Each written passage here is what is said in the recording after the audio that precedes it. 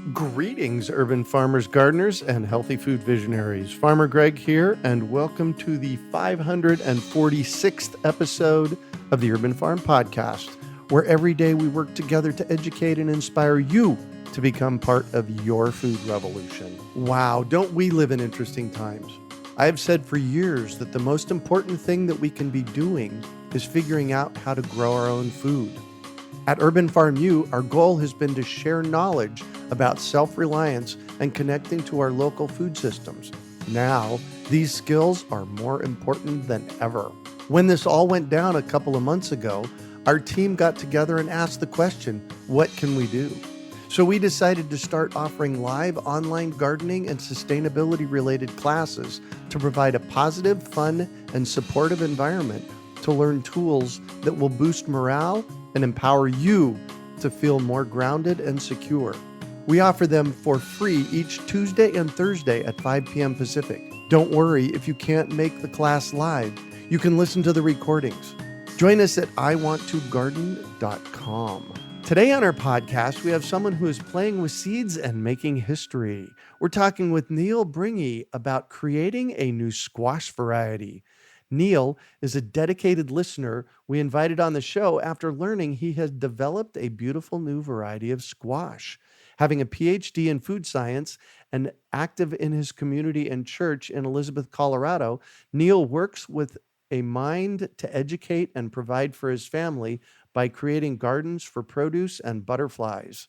His photos have earned him multiple awards, and it was by sharing photos of his recent squash that he was able to see just how cool it is to create new varieties in his own gardens. Welcome to the show today, Neal. Are you ready to rock? Yes, let's do it. Excellent. So I shared a bit about you. Can you fill in the blanks for us and share more about the path you took to get where you're at today? Sure.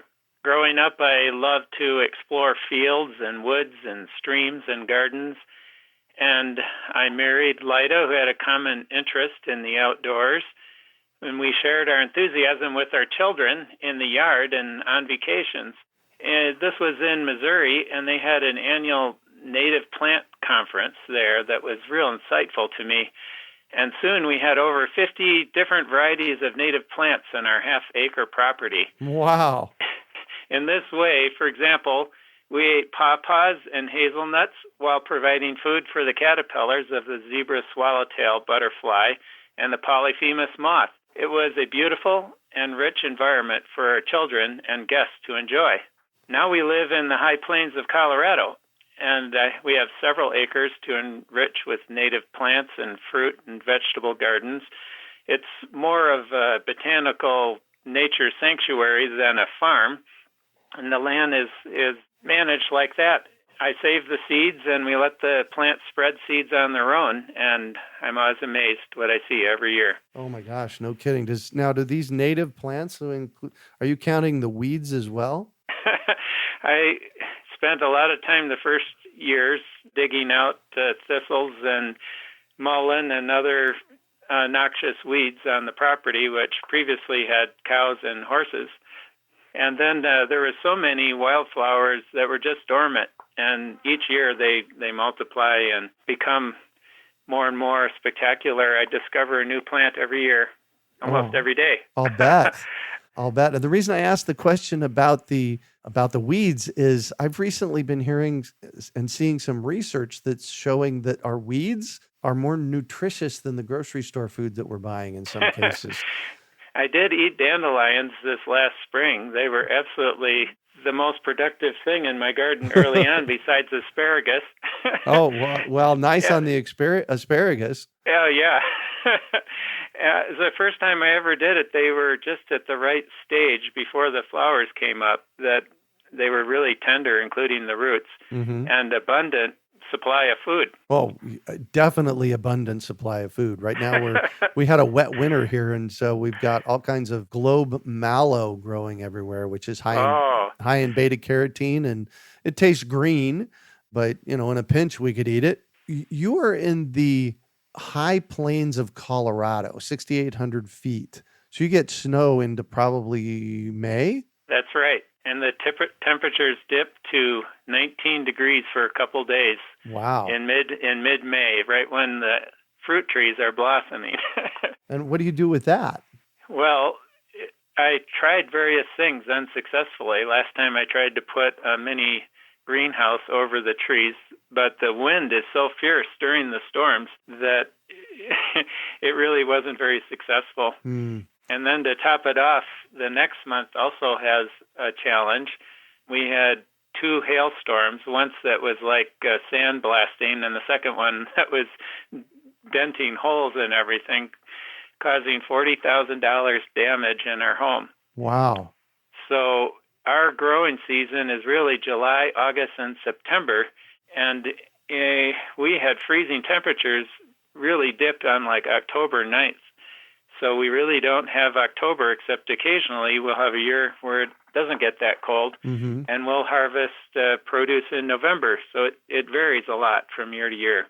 We don't know what's going to succeed. Yeah, it sounds like you need a greenhouse. Yes, there are lots of people with greenhouses, but that takes away from my nature sanctuary love. Oh, yeah, that it does. That it does. All right, so winter squash. How did you decide to come up growing winter squash, and how did you come up with a new one? Well, we moved here 9 years ago from Missouri, where squash bugs were a problem. I really had a hard time growing any squash and melons, so I was excited to try them here, and they worked really well. I especially liked the bluish pumpkins, Gerarddale, because they had lots of flesh and stored well.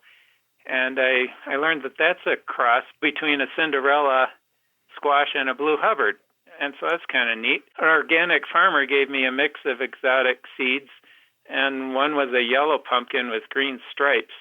I love the unusual produce that one can't find in the grocery store. Exactly. So then I looked for what would be an interesting squash, and I really liked the beautiful colors of turban squash, and they grew well, and I saved the seeds from the best ones. And after a couple of years, an unusual one stood out. I think it crossed with that yellow pumpkin with green stripes, because this turban squash had green stripes, and I saved those seeds. And then I looked at squash at the botanical garden displays in the fall and noticed the Cinderella pumpkins and just thought they were the nicest in the bunch. So I looked online, and on Etsy, I ordered 5 seeds from Yugoslavia for about $6. Wow. The seed packet was from World Kitchen, and they were beautiful, brilliant, I'd say vivid red pumpkins. And those red pumpkins and the green striped turban squash were grown in the same area, and apparently the bees cross-pollinated them, because the next year I saw this squash with the phenotype that I call the Christmas squash, because it has green stripes and it's red. And the turban aspect is regressed, so it has good qualities from both of the types of squash. And that way it's kind of like that bluish squash that was a cross between Cinderella and Blue Hubbard. Didn't even think about that. But I grew it again the next year, and it stayed true. And I only was able to keep one in the end of the year, and so I'm cherishing those seeds to multiply it right in the coming summer. You used a term phenotype. Can you tell us what that is? That's like the characteristics of what it looks like and how it is structured. Ah, very good. You also use the term staying true. What does that mean? Well, it wasn't crossed again and changed in what it looked like. It looks the same as the year before. Ah, got it. All right, cool. And so you're calling it this Christmas squash. Tell me about that. The things I like about it is that it has very attractive red and green appearance, which I posted online on Instagram and asked everyone, invited them to participate in thinking what I should call this new squash, because nice. I really liked it. Uh-huh. And someone suggested Christmas squash, and I thought that's perfect because of its color. Colors, yeah. Yeah. And it actually, and we'll have pictures of it on our show notes page, but it actually looks like a turban. The turban on the bottom, it looks like turban, except it isn't sticking out. It's regressed. Oh, interesting. And how is it to eat it? Well, it has a better taste than turban squash, and yet not as sweet as pumpkin. So I think it's just perfect for the types of foods that we use squash for, like squash quinoa burgers and casseroles and roasted squash.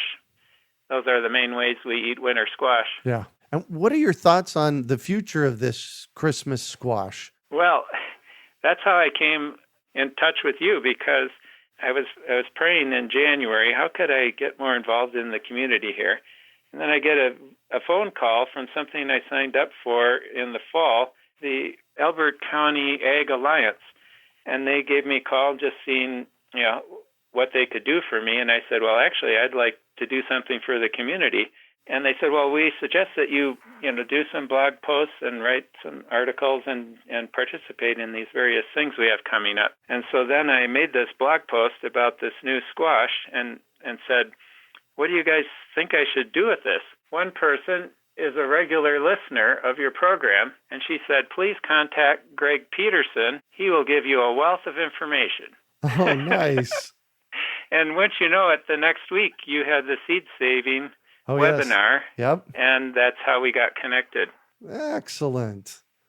Excellent. And it sounds like you're really excited about this. Oh, yes.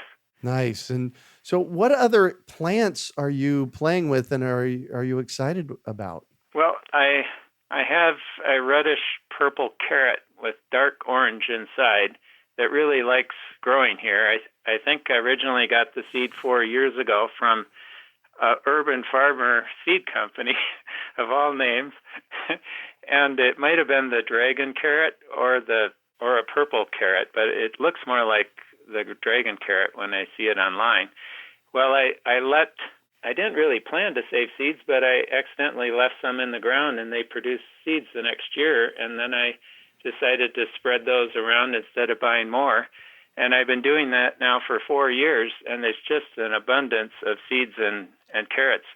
They're beautiful and tasty and large, and they like growing here. Yeah. I've found that with carrots, if you let them go to seed, you're never going to have a shortage of carrots into the future. Right. Yeah. That's true. I also like this black quinoa plant. You have to live at high elevation to grow quinoa, so I thought, why don't I try that? And I learned that the university here partnered with farmers on the San Luis Valley area. It's the highest agricultural region in the nation at 8,000 feet. And they've had problem with drought, so they were trying to grow black quinoa. Well, they had the other colors too. Well, after years of developing something that worked well there, I got some seed myself and tried growing it here. It's fun to see how it develops over the years here in our garden. Yeah, it's always interesting to watch the evolution of seeds in your yard. I have at least 24 different varieties of edibles, herbs, and vegetables, including carrots, that I've planted over the past 20 years that just come back year after year after year because I'm letting them go to seed, and it makes quite the difference. My favorite thing is over the last 5 years, I've just let this lettuce go to seed, and it's been repopulating every year. I don't have to plant it anymore. And not only that, it provides seeds for birds in the fall. Right. There's enough for both of us. It's just an abundance of birds with letting all these plants go to seed.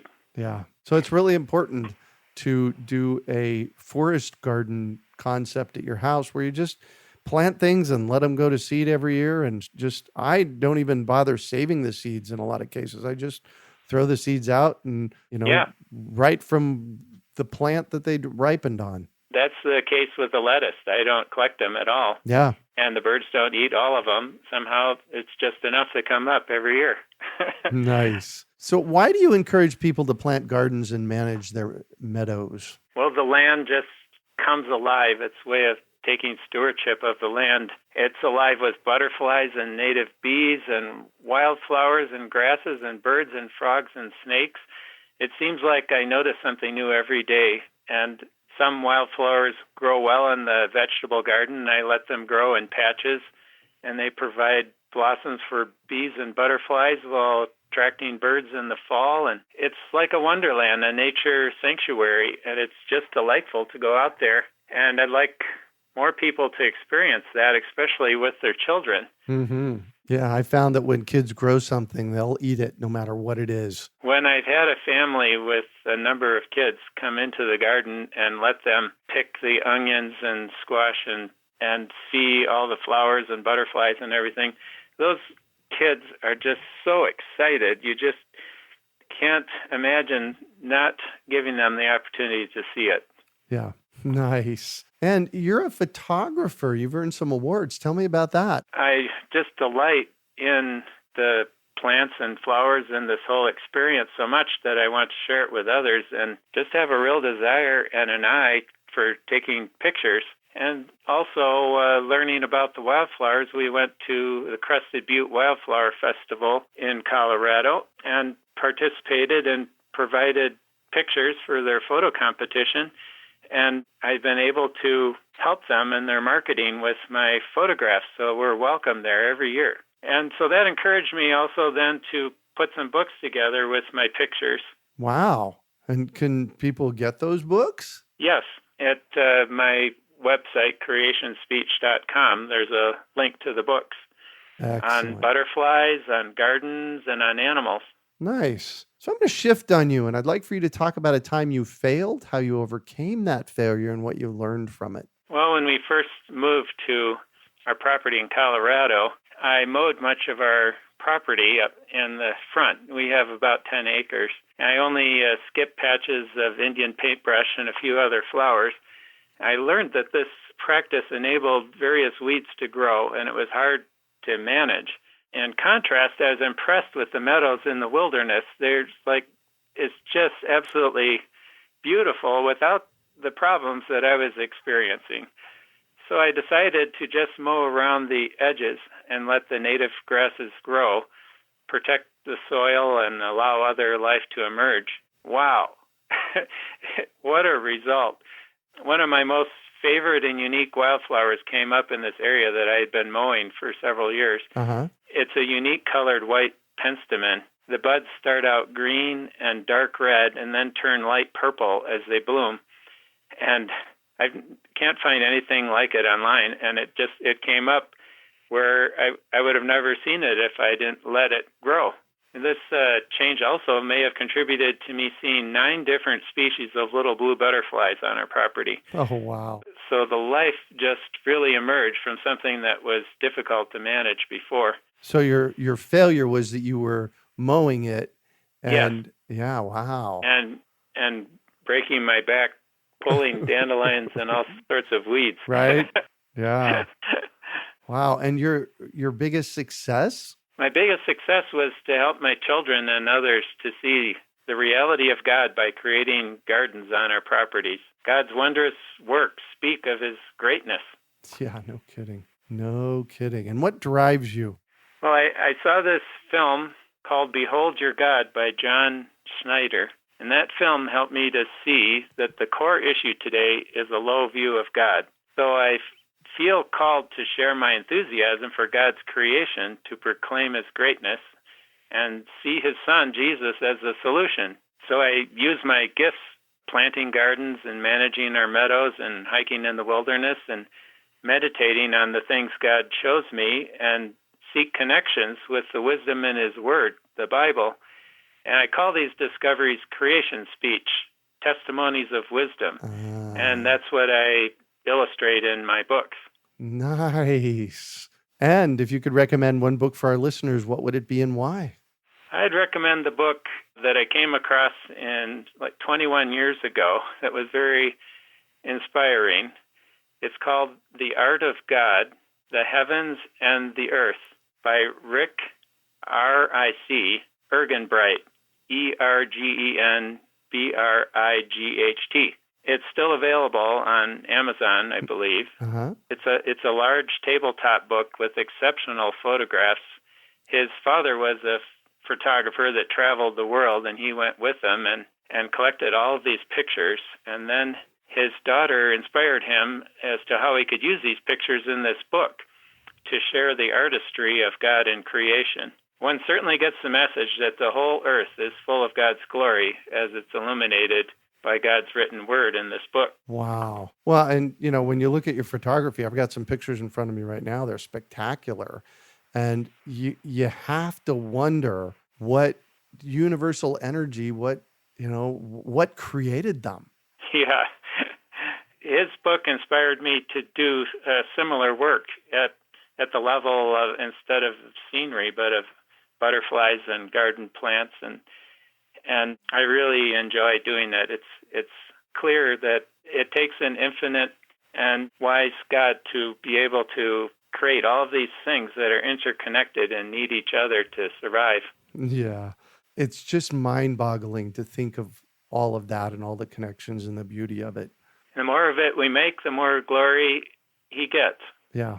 Yeah. And what one final piece of advice do you have for our listeners? Well, I advise that they believe in the Lord Jesus Christ, our Savior, and follow the advice that God gave his people through the prophet Jeremiah.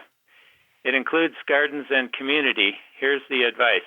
Build houses and live in them. Plant gardens and eat their produce. Take wives and have sons and daughters. Take wives for your sons and give your daughters in marriage, that they may bear sons and daughters. Multiply there and do not decrease, but seek the welfare of the city where I have sent you, and pray to the Lord on its behalf, for in its welfare you will find your welfare. So I love that.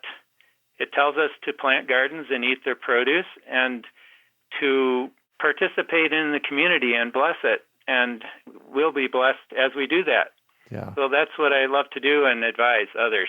Wow. Well, thank you so much for joining us on the show today, Neal. You're welcome.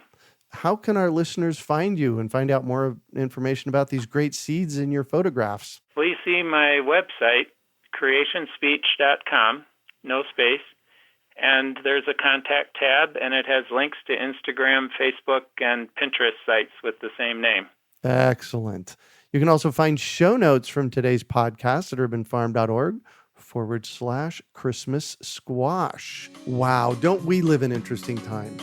I have said for years that the most important thing that we can be doing is figuring out how to grow our own food. At Urban Farm U, our goal has been to share knowledge about self-reliance and connecting to our local food systems. Now, these skills are more important than ever. When this all went down a couple of months ago, our team got together and asked the question, what can we do? So we decided to start offering live online gardening and sustainability-related classes to provide a positive, fun, and supportive environment to learn tools that will boost morale and empower you to feel more grounded and secure. We offer them for free each Tuesday and Thursday at 5 p.m. Pacific. Don't worry if you can't make the class live. You can listen to the recordings. Join us at iwanttogarden.com. We hope you enjoyed today's episode of the Urban Farm Podcast. Remember to listen for tips, advice, and resources to help you on your journey with urban farming.